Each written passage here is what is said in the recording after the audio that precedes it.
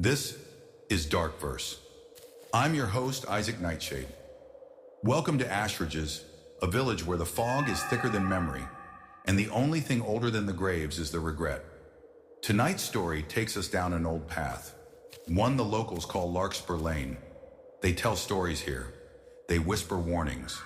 But warnings are for those who still believe they have choices. Eva Blume thought she was leaving the noise of the city behind. Grief-stricken, hollowed out by loss. She was looking for silence, but in Ashridge's, silence isn't empty. It's alive, and it listens. When dusk falls, a lantern appears in the marsh. Soft, steady. It doesn't flicker, it waits. They call him the Lantern Man. He doesn't need to chase you. He just waits for you to follow.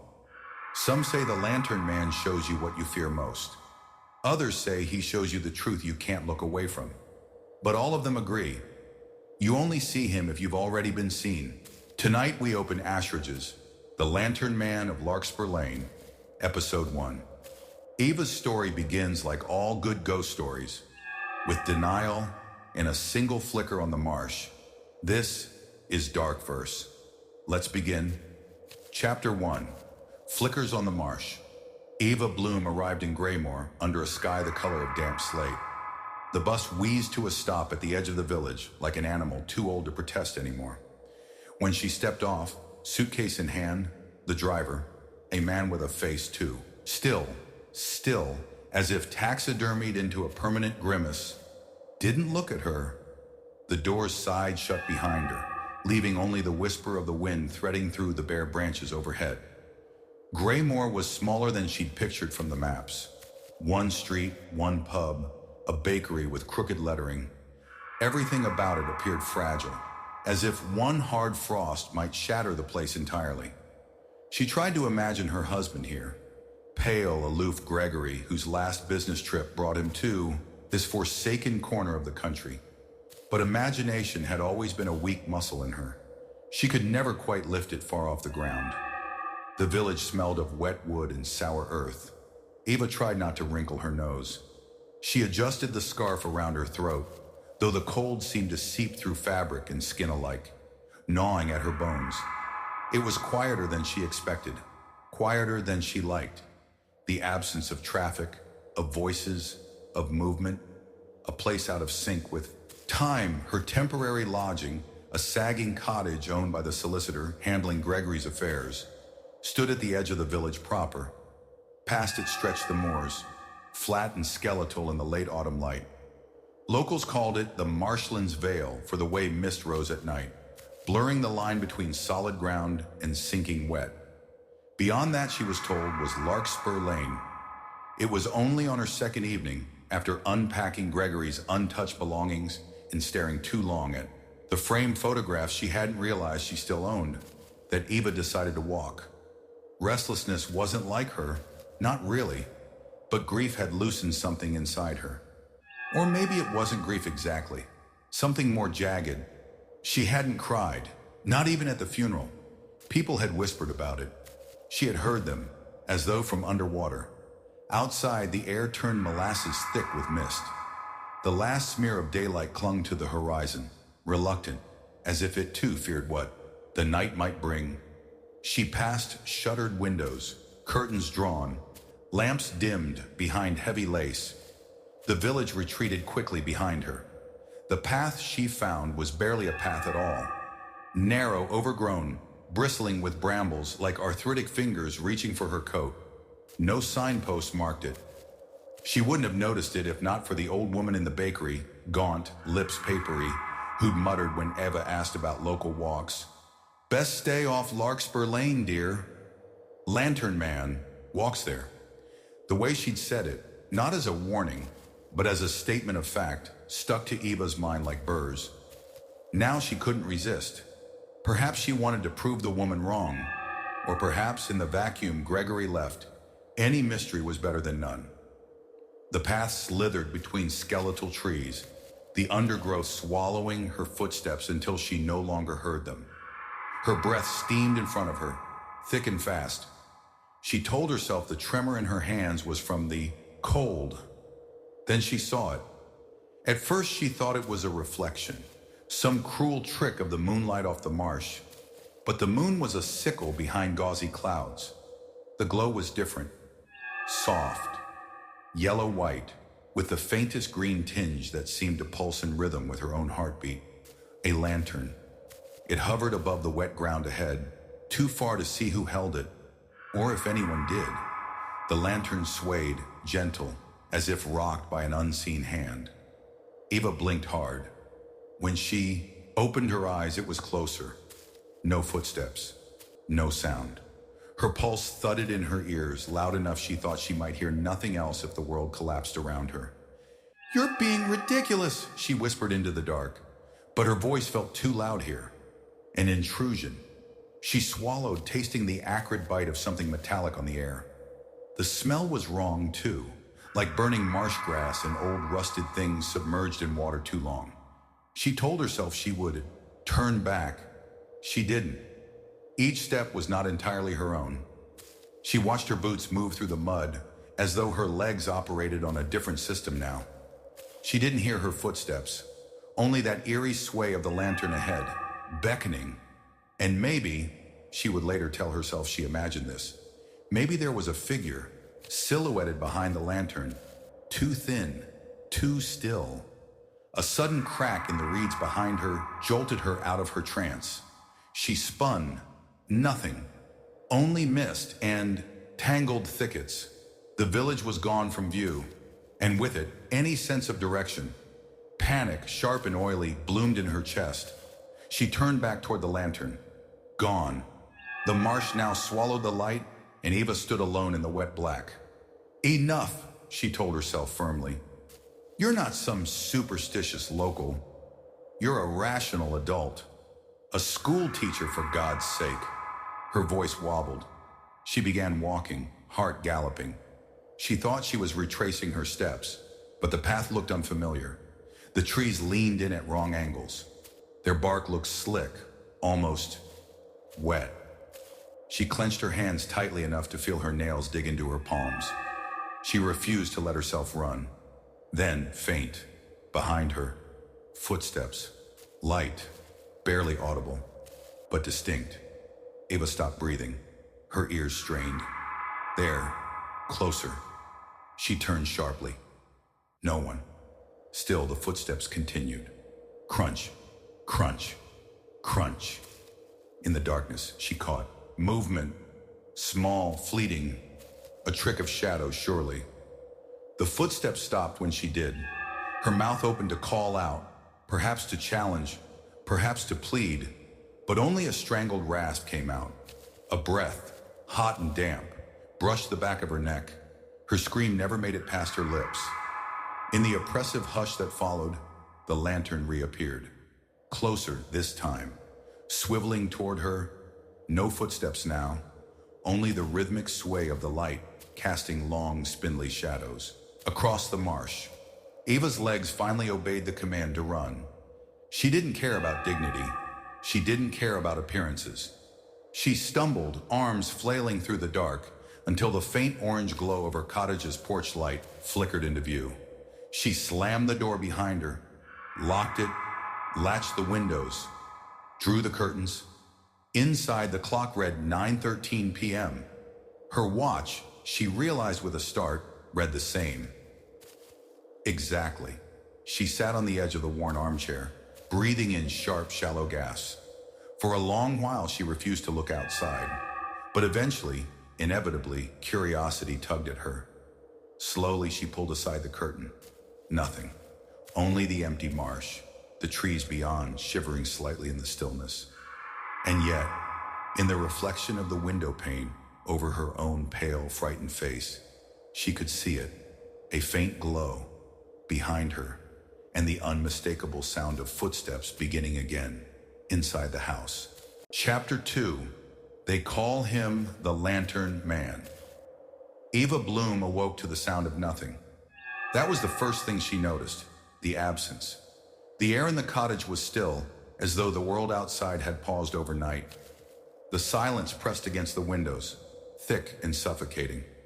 Even the usual chirp of birds or rustle of wind through the eaves was gone. She sat up slowly, every joint aching as if she'd run a great distance in her sleep. Her thoughts were clouded, brittle at the edges. She remembered the footsteps, the lantern, the suffocating sensation of being watched even within the walls of her home. And yet, in the rational morning light, or what passed for light in Greymoor, it seemed distant, fogged over by the familiar murk of her grief. She told herself it had been a nightmare. Still, when she glanced down, she found mud, dark, viscous streaks, on the hem of her nightdress. The villagers pretended not to see her when she returned to town that morning. Conversations halted mid-sentence as she approached. Faces turned away, mouths tight. It wasn't anger she saw in their expressions. It was something worse. Fear. At the bakery, she forced a brittle smile, her fingers curled tight around the paper-wrapped loaf as if it were a life preserver. "What do you know about Larkspur Lane?" she asked the woman behind the counter. Her voice came out too sharp, too loud in the muffled hush of the shop. The woman, whose name tag read, Marlene, didn't look up. "You're not from here. I noticed." Marlene glanced toward the back room as if considering whether to disappear into it entirely. She exhaled through her nose, a sound like a deflating balloon. "They call him the Lantern Man," she finally said, her voice no louder than the creak of the floorboards. "Always have, since before I was born, since before any of us were." Eva leaned forward, aware of the other customers leaning subtly away. "And who is he?" Marlene's gaze flicked toward the foggy street beyond the window, her face pale as old parchment. "No one. Everyone. You see the light. You follow it. You think it's someone you lost or someone you need to find, but it's never them." Eva frowned. "People actually believe that?" Marlene didn't answer right away. Instead, she took a scrap of paper from beneath the counter and scribbled something. When she slid it across to Eva, it was a date, scrawled in jittery script, and a name. "Arthur Munn," Marlene whispered. 3 years ago, same thing. Found him floating face up in the bog, eyes wide, face wrong. Wrong how? But Marlene only shook her head, retreating behind the counter, her lips sealed tight as the grave. Eva left the shop with the loaf pressed to her chest, her fingers aching from how tightly she gripped it. That afternoon, the village library yielded little beyond faded folklore pamphlets, specters of the moorlands, tales of the lantern. Man, the stories varied in detail but always followed the same shape. Wanderer sees light, follows it into the fog, never returns the same, if at all. Eva sat at the reading table, her pen hovering over the journal she'd begun since Gregory's death. The pages trembled beneath her hand, though she told herself it was only from the cold. She wrote without looking at the words as they formed. The lantern never flickers. Even in the wind, even in the rain. It is the only thing that stays constant in the marsh. Follow the lantern, follow the man. He knows where you've been. Her breath caught. The words stared up at her, strange and unfamiliar in her own handwriting. She blinked down at the page. When had she written that? She flipped back through previous entries. Interspersed among the usual reflections were other, similar phrases, cryptic, rhythmic. You cannot outrun what you carry inside. He wears your face when you sleep. The edges of the journal were damp, the ink bleeding slightly. Her scalp prickled. She pressed her hand to the page, felt the faint warmth radiating up through the paper, as if the book itself held a fever. Eva closed it sharply. That night, sleep came like drowning. She drifted under its pull reluctantly, the weight of exhaustion too heavy to resist. In the dream, Gregory stood ankle-deep in the marsh. He was exactly as she remembered him. The rigid slope of his shoulders, the narrowness of his frame, the mole beneath his left eye, except his face was wrong. Not in its features, but in its expression. Blank, waxen, smiling in a way he never had when he was alive. In his hands, he held a lantern. The light inside didn't waver, didn't flicker. Even as wind whipped through the reeds, even as the sky shattered into violent forks of lightning above them, the lantern glowed steady, its pale warmth leaching color from everything around them. He didn't speak. She tried to move toward him, but her legs sank deeper into the mire with every step. The mud clawed at her ankles, thick and sucking, as if the marsh had hands and a hunger of its own. "Gregory," she whispered, his head tilted at an unnatural angle, as if studying an insect beneath glass. When he finally opened his mouth, the voice that came out wasn't his. It was thin, reedy, stretched too far, like something spoken through a cracked intercom. "You belong here, Eva." She stumbled back, but the marsh held her fast. The lantern brightened, impossibly bright, and she could see now that the glass wasn't glass at all. It was flesh, stretched taut over the frame. Beneath it, faces pressed against the thin membrane, screaming, silent, familiar. One of them was hers. She woke gasping, the sheets twisted tight around her throat. Her mouth tasted of rot and swamp water. The clock read 3 a.m. Exactly. Eva sat at the kitchen table, trembling, her journal open before her. She wanted to write it down, to get it out, but when she turned to the next blank page, she found it already filled. "You saw him tonight. You always will." Her breath hitched. Something skittered across the floor behind her. A shadow darted at the corner of her vision. When she spun, the room was empty, but the lantern sat on the windowsill, its glow faint but unwavering. And inside, she thought she saw a reflection. Her own, except the face wasn't hers. It smiled. Chapter 3: Echoes of the Past. Eva awoke to the sound of dripping water. It was not a sound that belonged inside a house, yet here it was, persistent, rhythmic, the metallic drip of water falling onto something soft. She opened her eyes to darkness, a coldness gnawing at her skin. Her body ached in ways she couldn't account for. Her throat tasted of earth and metal. She sat up. The room tilted, blurred, as though she had been underwater for days. Her nightdress clung to her, damp and clotted with what looked like mud. Her shoes, she realized, were still on her feet, caked in muck and small tufts of marsh grass. She did not remember leaving the cottage. She did not remember falling asleep. She pressed her palms to her face and felt the grit beneath her fingernails, the faint tremor in her hands. At first, she told herself she'd had a night terror. Sleepwalking, that was all. She read about such things. The mind playing tricks when under stress, grief hollowing out logic, trauma looping in circles. But when she lit the small lamp on the table, she saw the trail of wet footprints leading from the door, her door, to the place where she now sat. The footprints were hers. Eva gripped the table, her breath shallow, her vision tunneled to the slick marks on the wood. What was happening to her? Across the room, the clock ticked, a sound she now found cruel in its normalcy. Time moved forward, indifferent to her fraying reality. That morning, the cold felt heavier, as if the village itself rejected the sun. Eva wandered outside, craving answers, or perhaps absolution. Her neighbor, an elderly woman with a narrow face and lips that seemed to vanish when she spoke, stood tending to a garden of brittle, colorless flowers. Without looking up, the woman said, "You should go." Eva startled. She hadn't expected to be addressed, much less without preamble. The woman's voice was papery, dry as the dead leaves littering the ground. "Before it takes you too." Eva swallowed. "You've been watching me." "Hard not to," the woman said. She plucked a shriveled bloom from the stem and crushed it in her fist. "You walk the path like the others did. They all do. They think they won't. Think they can resist. That's the first mistake." Eva's hands curled into fists. "You know something about the Lantern Man." The woman's lips vanished altogether. She turned to Eva now, her eyes yellowed and clouded, but still sharp as broken glass. "You think this is new? You think you're special? You're not the first. You won't be the last." Eva blinked. "You've seen him? Seen him?" The woman laughed without mirth. "We all see him. The trick is whether you admit it."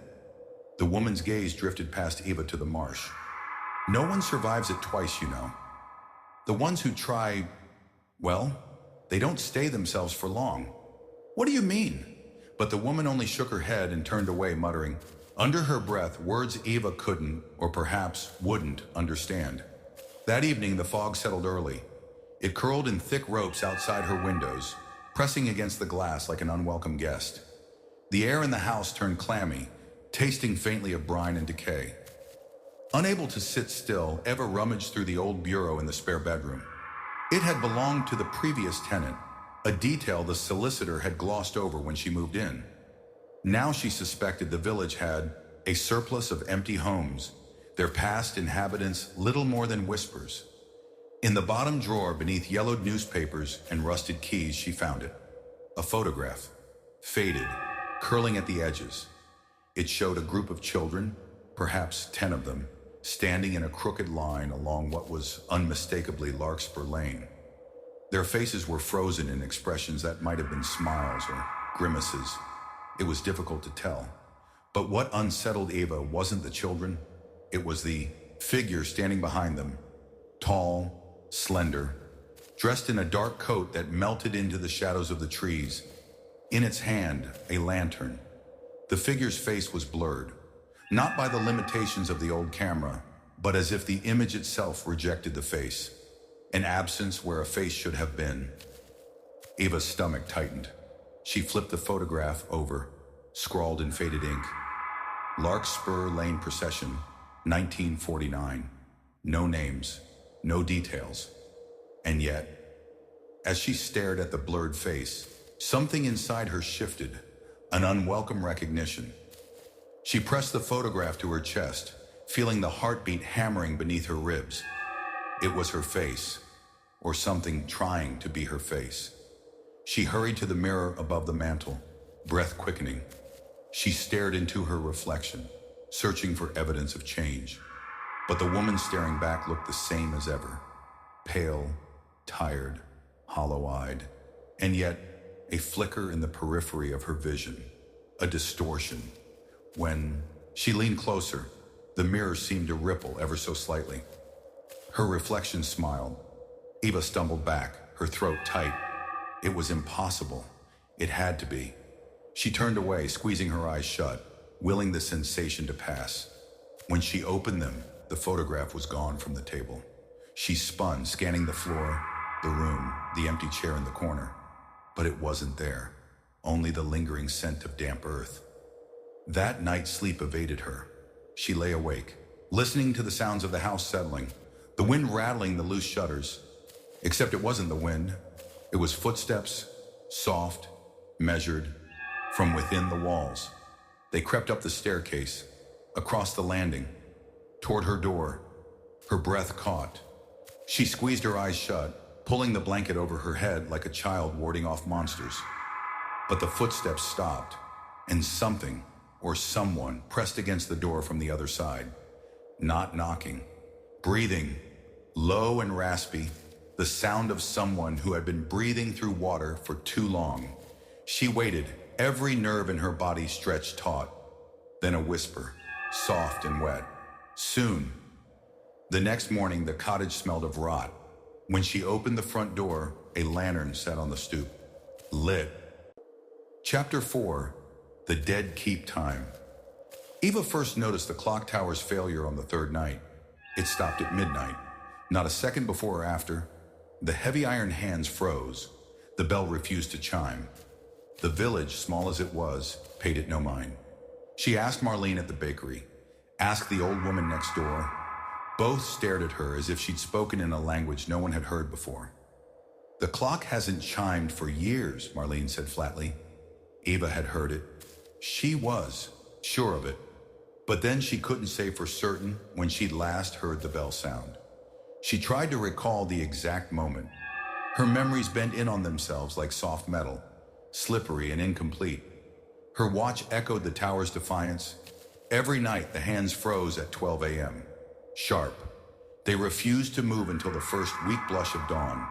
She had changed the batteries twice. The result was always the same. At midnight, the mechanism halted, as if an unseen force pressed its finger against the gears. During the day, the clock resumed its sluggish march. The townspeople shuffled about in their endless loops. The butcher opened shop precisely at 7.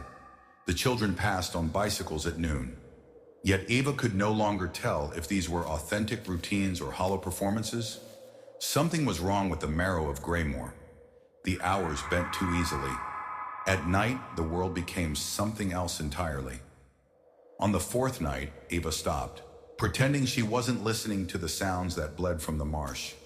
They began faint, like breath through a cracked door. But as the moon dragged itself higher, the whispers grew louder, weaving into voices she recognized. One voice in particular, Gregory. Her late husband's voice came to her through the fog, calling softly as though from a great distance. "Eva, come." She told herself it was the stress, the isolation, the stories worming their way into her subconscious. But the voice knew things. It spoke to her in phrases Gregory used to say when they were alone, small private codes, things no one else could know. The specific way he would whisper, "Evie, everything's waiting for you." It broke something loose in her. That night, drawn by the promises whispered into her ear, she found herself standing once more at the edge of Larkspur Lane. The fog was a living thing now, thick as breath, curling around her ankles like blind cold hands. The marsh stretched before her, a vast sheet of black glass, reflecting a sky so dark it had no stars. Eva's fingers trembled as she removed her gloves. The air smelled of something sweet and rotten, like decayed flowers left too long in stagnant water. Gregory's voice urged her forward. "Just beneath the surface, Eva. It's waiting." She crouched by the edge of the marsh, the ground soft and cold beneath her knees, seeping through the thin fabric of her nightdress. She extended her hand toward the water. Her reflection wavered on the surface, pale and hollow-eyed, barely resembling the woman she remembered being. When she dipped her fingers into the water, it was warmer than expected, almost soothing, like skin. The water rippled softly, the surface quivering beneath her touch. The whispers pressed closer now, murmuring from the reeds, from the black depths below. They tangled in her hair, in her breath. Gregory's voice grew louder, more insistent. "It's yours, Eva. You've always belonged here." Her hand moved deeper, elbow sinking into the thick, viscous cold. Then she felt it. Something gripped her wrist. At first it felt like a hand, warm, pulsing faintly, as if alive. But as the grip tightened, it became something else. Something with too many fingers, too soft, like something that had forgotten how to be human. Panic flared. She pulled hard, but the grip held fast, dragging her arm deeper. The whispers crescendoed, sharp and slicing now, voices layered upon voices, her name splitting into syllables she didn't recognize. She opened her mouth to scream, but the fog filled her lungs, thick and syrupy. The water pulsed around her arm. She felt it then. Not a hand, not exactly. A face. Wet skin, lips, eyelids. It pressed against her wrist, opened its mouth against her skin. She tried to scream again. A face beneath the water. Her husband's face. But his eyes were wrong. The pupils hollow, endless tunnels stretching into something too dark to comprehend. His lips moved. The voice came from inside her head now. "Come and see, Evie." The marsh pulled harder. Her body tensed, the instinct to flee colliding with a deeper, quieter part of her, a terrible curiosity she could not extinguish. She glimpsed something deeper in the water then. Shapes moving, bodies, faces pressed against the underside of the marsh, as though the surface was a window they stared through, watching, waiting. They opened their mouths in silent screams. Some she recognized. Marlene, the old woman next door, the children on their bicycles. They were all down there, waiting. Gregory smiled from beneath the water. "Join us!" Her scream finally tore from her throat, loud and ragged. She yanked her arm back with all her strength. Something gave. She stumbled back onto the wet ground, gasping, clutching her wrist. The skin where the thing had held her was raw, red, and already darkening to a sickly blue. She crawled backward, her breath ragged, tears blurring the fog-choked night. The voices fell silent, the water stilled. The only sound was her heartbeat hammering against her ribs. And then, from the other side of the marsh, a light appeared. A lantern, its glow steady and impossibly bright in the suffocating dark. The figure holding it did not move, but it was there, waiting. And in the lantern's glow, she saw herself, reflected in the glass, but the reflection was smiling. Chapter 5, Hollow Lights. Eva did not remember falling asleep or waking. Days blended now, soft-edged, untethered from sequence or meaning. She drifted through them like a passenger in her own life. The clocks meant nothing. Time unraveled at the seams, a thread she could no longer follow. The lantern's glow had followed her home. At first she saw it only at night, soft flickers in the reflection of the living room window, in the darkened corners of the hallway, where no light should reach. She told herself it was the brain's afterimage, a trick of fatigue. She hadn't been sleeping. Not really. The nights were full of half-sleep, her dreams invaded by whispers she couldn't quite understand. Voices threading through the darkness, weaving riddles she never grasped in time. You owe him. You made the choice. All debts are repaid in the dark. The voices had no mouths. She knew that. She felt them crawling inside her ears, slipping through the fragile membrane of thought. In the mornings, if they could be called mornings, the glow stayed. It appeared in strange places. Her teacup, the tarnished spoon, the bathroom mirror, once in the eyes of the stray cat that prowled the garden. She could no longer separate reflection from reality. They bled into each other. She saw herself fractured, duplicated in glass and water and chrome. The woman she saw was not quite her. Something was missing, or perhaps something had been added. She considered calling the solicitor. But what could she say? The village is infected. The marsh is whispering. The lantern man watches me from inside the mirror. No, she would not be believed. She barely believed herself. It was on the 5th evening that the package arrived. No knock, no footsteps. She found it waiting on the threshold when she opened the door, as though it had always been there.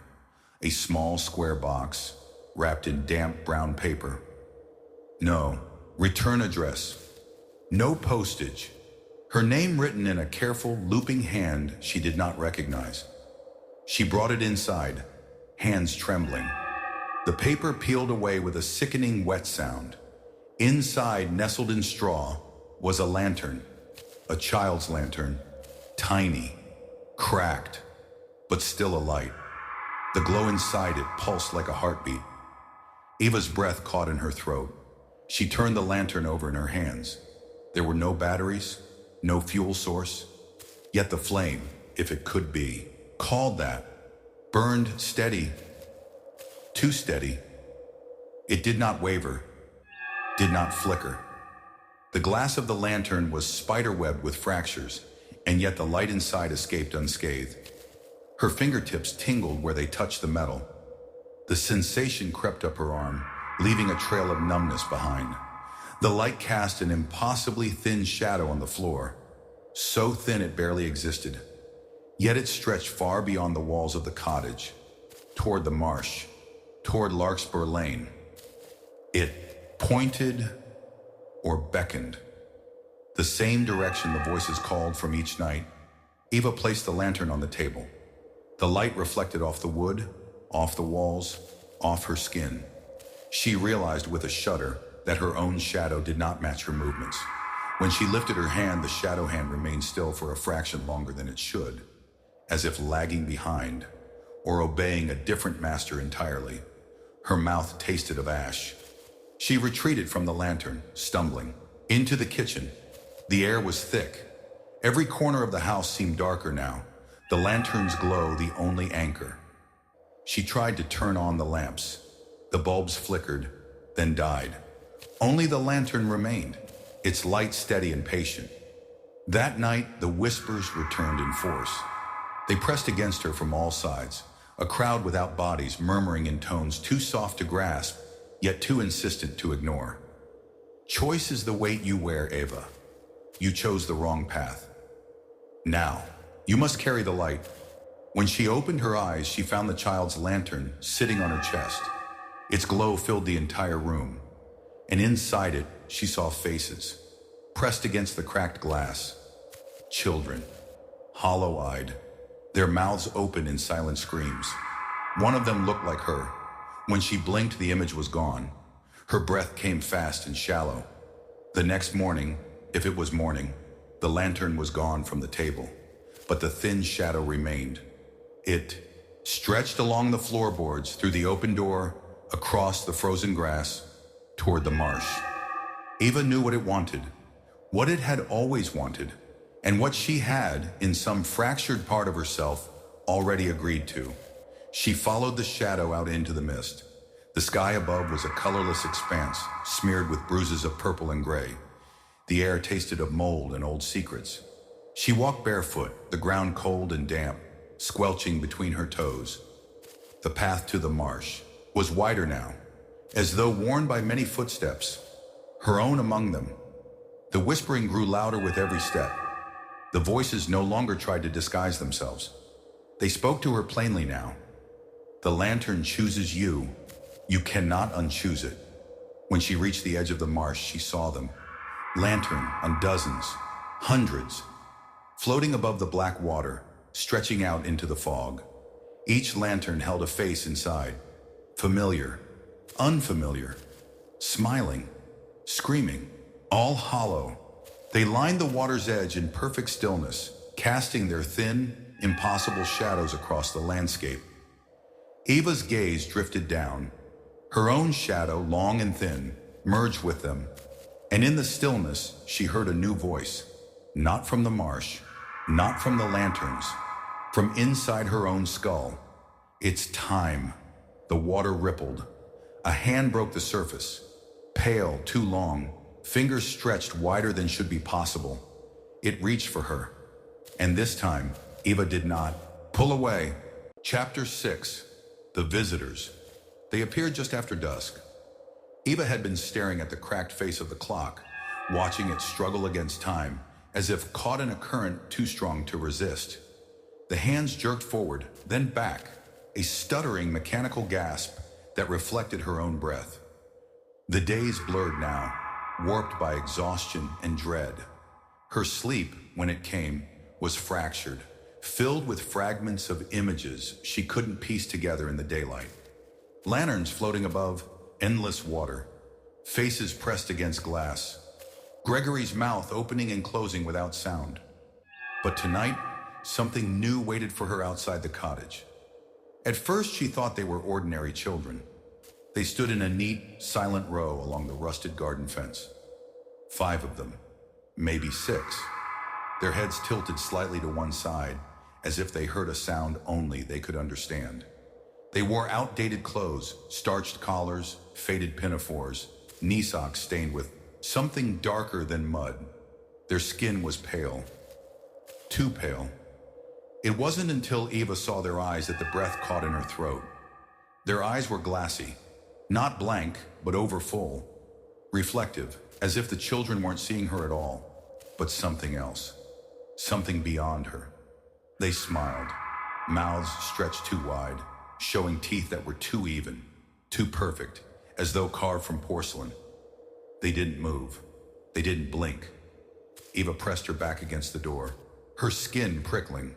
She told herself to be rational, that they were simply children playing a prank, but the logic crumbled under the weight of the quiet.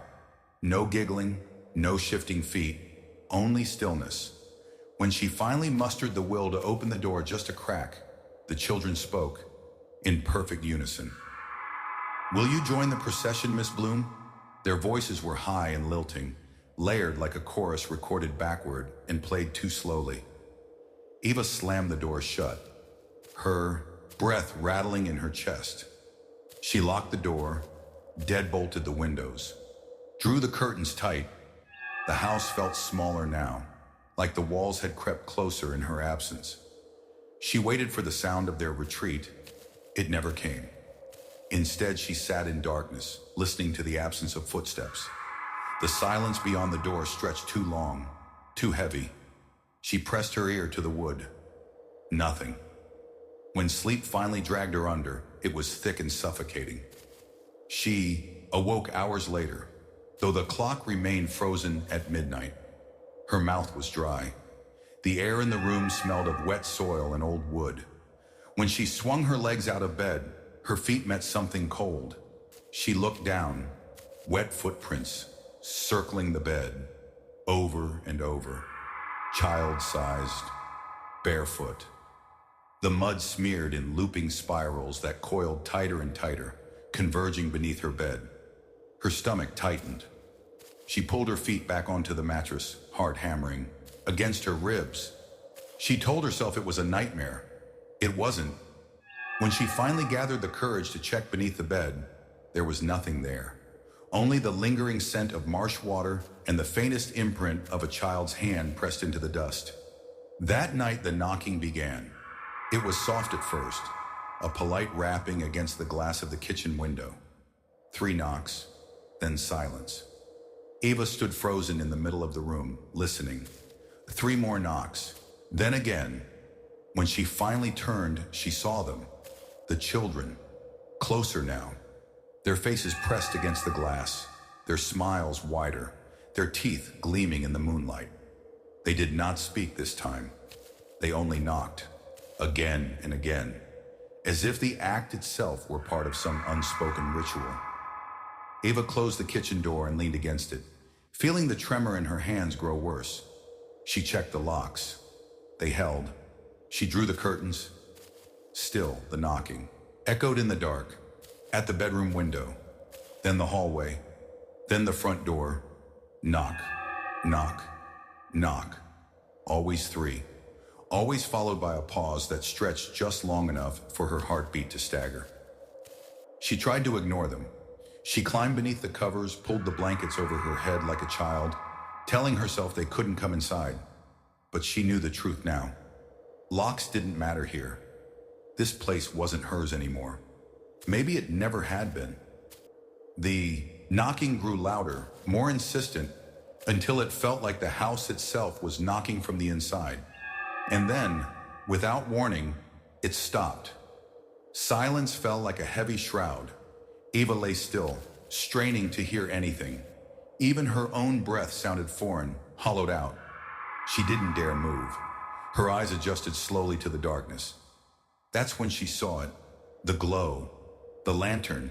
It was inside the house now. Hovering in the hallway, outside her bedroom.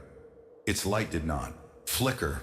It burned steady, casting long, thin shadows that stretched in unnatural directions. Eva watched, paralyzed as the shadows slid under her door, pooling at the foot of her bed. The whispers returned, but now they weren't outside. They came from the shadows themselves, soft and wet, curling around her name. "Join us, Eva." Her hand moved toward the bedside lamp on instinct, but when she flipped the switch, nothing happened. The only light was the lantern's glow, casting her reflection on the opposite wall, except the reflection didn't match her. It moved before she did. It smiled when she didn't. It reached for her. Eva pressed her back to the headboard, tears streaking her face. The reflection opened its mouth. Her husband's voice came from inside it. "You can't lock us out. You never could." The bedroom door creaked. Eva stared at the handle as it slowly, methodically turned. Chapter 7. In the Lantern's Wake. When Eva woke, the house was dark. Not just the kind of dark brought on by a blown bulb or heavy curtains. This was a suffocating dark, thick and oppressive, crowding into the hollows of her throat and eyes, making the air taste of dust and something sweet and rotting. It was the kind of dark that felt alive.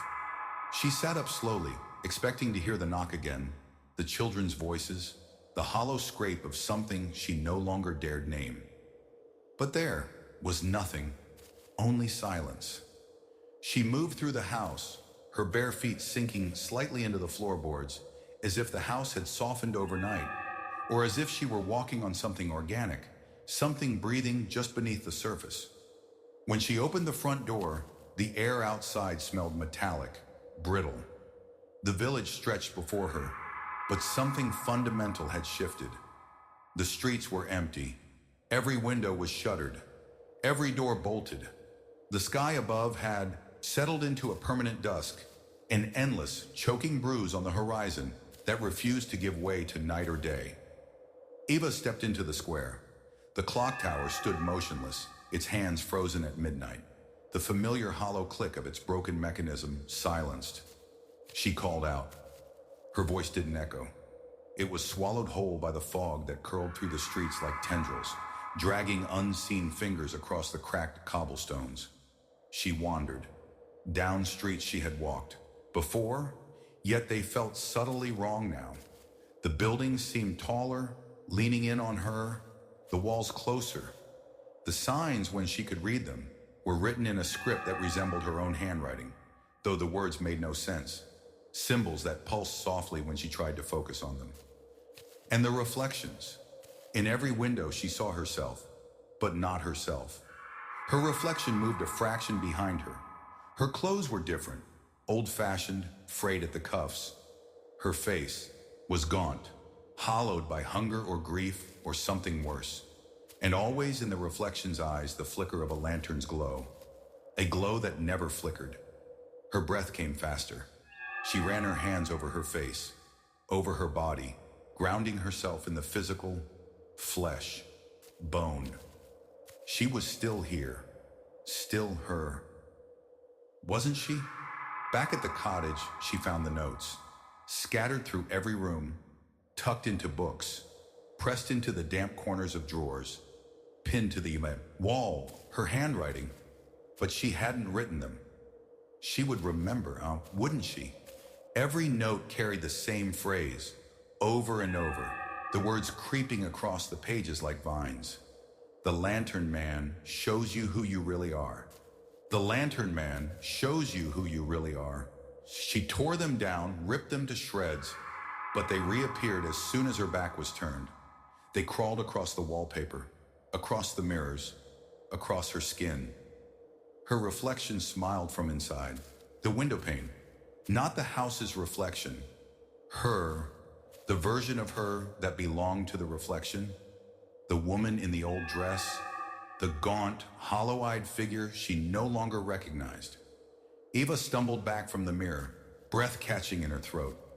She opened the curtains with trembling hands, and that's when she saw them. The entire village, standing, silent, still, in perfect rows, their bodies facing her house, heads tilted, mouths slightly open. They didn't move, didn't blink. Children, adults, the butcher, the children on their bicycles, the woman from the bakery, all of them, frozen, eyes fixed on her windows. Their faces were slack, emptied of expression, like dolls waiting for someone to animate them. She tried to scream at them, but her throat closed. She pounded the window, yelled words she no longer remembered forming, but they did not respond. They waited. She didn't know for what. She stumbled back from the window into the suffocating dark of the cottage. Her house was no longer hers. It was their stage, their theater. Her gaze drifted back to the lantern sitting on the kitchen table, still burning, still casting its impossibly thin shadow. She hated it, feared it, but it was the only thing that remained hers, or so she thought. The whispers rose again, curling from the shadows, from inside the walls. Come to the lane, Eva. You'll understand everything. The lantern. Man will show you what you've always been.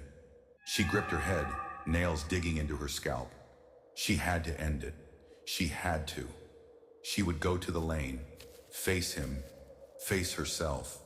Anything was better than this. She opened the door. The villagers did not move. They only watched, waited, and from the distance, the marsh called. The path stretched before her, and this time she stepped into the lantern's wake. The door closed behind her, not by her hand. Chapter 8. Larkspur Procession. Eva walked with the procession, though no one had invited her. They did not speak. They did not turn. The villagers moved in perfect silence through the dusk that never broke into night. their feet brushing over the ground like wind-stirred leaves. Their faces remained forward, but Eva could feel them watching her in the wrong ways, without eyes, without movement. A kind of watching that burrowed into her spine and nested there. She wasn't sure how long she had been walking. Minutes, hours, days. Time had folded itself into a tight, breathless coil. Her thoughts cracked and slipped sideways like water frozen too quickly. Sometimes she heard herself humming, tuneless and low, without realizing she'd started. The lanterns floated ahead of them. Dozens, then hundreds, each bobbed with an unnatural rhythm, independent of wind or motion. They cast no shadows now, only light, cold, unwavering, the color of memory. And still she followed. Her bare feet were torn and bloodied from the stones along the path, though she could no longer feel them. Her limbs moved without instruction, her body nothing but a passenger, ferrying something deeper toward its destination. The marsh was waiting. It unfurled before them like a mirror, black and silent, stretching farther than it ever had before. No wind stirred its surface. No stars broke the ceiling of fog above. Just lanterns and reflections. Eva's breath caught in her throat. The villagers stopped as one, a wall of stillness behind her. She stepped forward, untethered, toward the shoreline. Her own reflection wavered on the water's surface, and in that wavering, she saw herself as she now was, gaunt, hollow-eyed, her skin pulled tight across her bones like wax over a skeleton. But the figure beside her was not her. It wore her face, yes, and Gregory's, and her mother's. Faces from dreams, from memories, from lives not lived.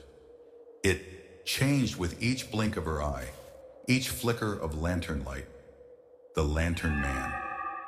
He emerged not from behind, nor from across the water, but as though he had always been standing there, waiting for her mind to catch up.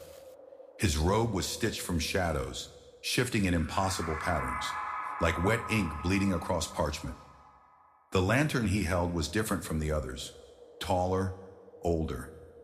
Within it, the flame pulsed with something that wasn't light. It was darker than fire.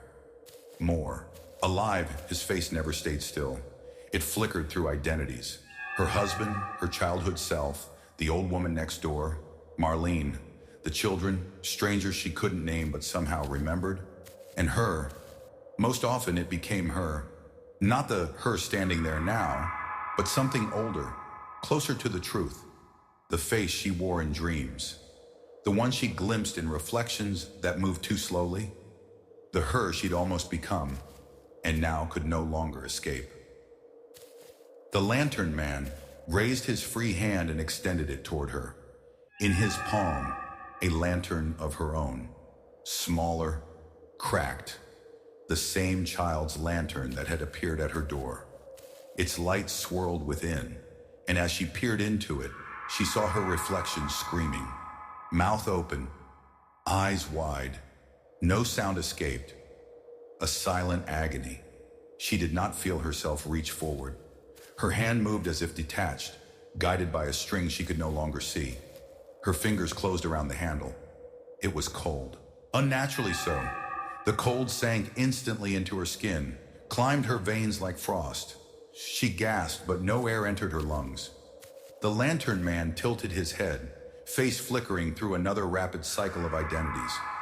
His voice, when it came, was not spoken aloud, but seeded into her thoughts. You choose now. Eva shook her head. Choose what? The villagers stood behind her, unmoving, their mouths parted in eerie symmetry, and together they whispered, to hold the light or become it. Her knees buckled. The lantern in her hand grew warmer, then hot, burning, but she could not let go. The reflection inside thrashed, its mouth forming a single repeated word. Help. Eva squeezed her eyes shut. She tried to think of Gregory, of her old life, of things that were solid. But even those memories were now coated in fog, each thought crumbling to ash as soon as she touched it. What was she before this? What had she been? Her hand was fusing to the lantern. She could feel it, skin adhering to metal, bones sinking into flame, and the Lantern Man stepped closer. His breath was marsh water and mildew, a soundless hiss like pages turning in a book already read too many times. "You've always been walking here," he said inside her skull. "There's no before, only after." Her mouth opened in protest, but the villagers echoed again. "Hold the light, or become it." She looked down. The lantern she held now cast a shadow, a long, thin shadow that stretched behind her, far across the surface of the marsh, toward the procession, and it was moving. The shadow was not her own. It smiled. Chapter 9, The Hollow Self. Eva awoke to stillness, but it was not the quiet of sleep breaking into dawn. It was something else, something deeper, more deliberate. A quiet that pressed at her ears like cotton soaked in oil. The world around her hummed at a frequency just beyond her hearing, a sound she could feel in her teeth, in the hollow of her chest. She opened her eyes. The room was hers, or at least it resembled the house on Larkspur Lane. But everything was wrong. Subtly, the angles of the walls bent inward where they should have been straight. The wood of the floor was the wrong color, too dark, too slick, as if freshly varnished with something that wasn't entirely paint. The pictures on the walls were blurred, their faces erased or distorted, their gazes all turned toward her. The air carried no scent she could recognize. It was thick with something artificial, like the smell of plastic melting slowly in an enclosed space. Even the light was wrong. It spilled in from nowhere, colorless, casting shadows in places where no object stood. Eva sat up, blinking hard. Her head ached in a way she couldn't describe. Deep in the folds of her thoughts, like her memories were bruised. Her limbs moved with a sluggish resistance, like they belonged to someone else entirely. Her gaze drifted toward the journal on the table. Her journal. She flipped through it in frantic, jerking motions. Page after page was blank, except the last, scrawled across it, over and over, in handwriting that looked like hers but wasn't, were 3 words. "You chose this." Her throat tightened. She tried to remember the moment she'd made the choice, when the line had been crossed, but the memory was gone, replaced by fragments, lanterns, faces, shadows. The house moaned softly around her. The sound came from nowhere and everywhere. Floorboards sighed under invisible feet. Something was waiting. She knew that. Her hand moved to the lantern resting on the windowsill. Its glow was soft now, flickering uncertainly, like a candle nearing its end. It cast a long, crooked shadow across the warped floor. She gripped the handle tightly. The metal was cold, but it grounded her, if only barely. Eva moved toward the front door. Her steps were muffled, swallowed by the house's pliant walls. She turned the knob. The door opened into nothingness. The marsh was gone. In its place stretched an endless gray void. Fog so dense it might as well have been a wall.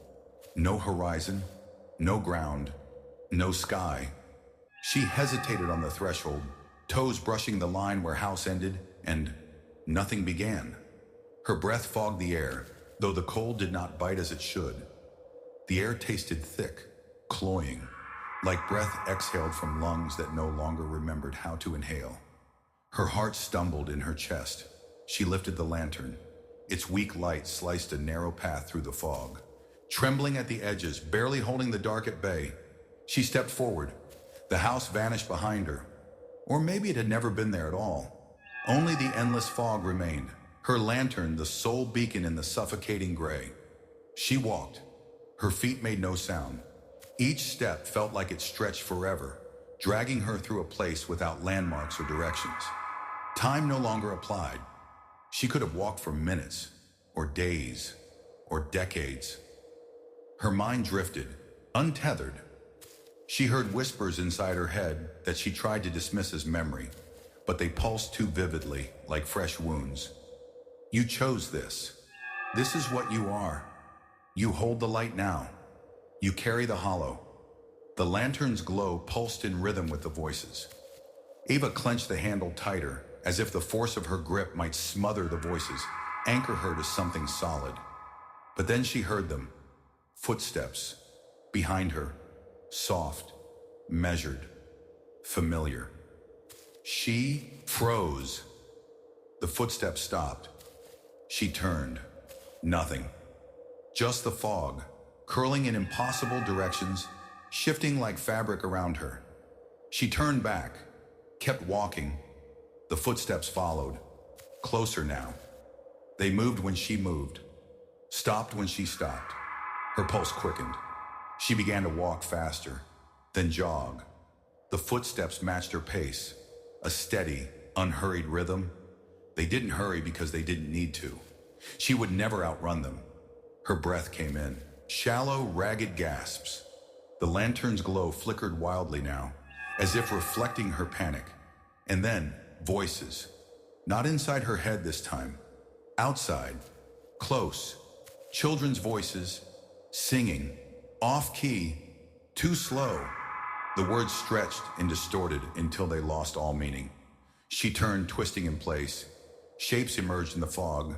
Figures. Children. Adults. Faces she recognized. Faces she didn't. All grinning. All glassy-eyed. They stood silently now, just beyond the reach of the lantern's frail light. Their mouths stretched into those same brittle smiles. They spoke in unison. "Welcome, Eva.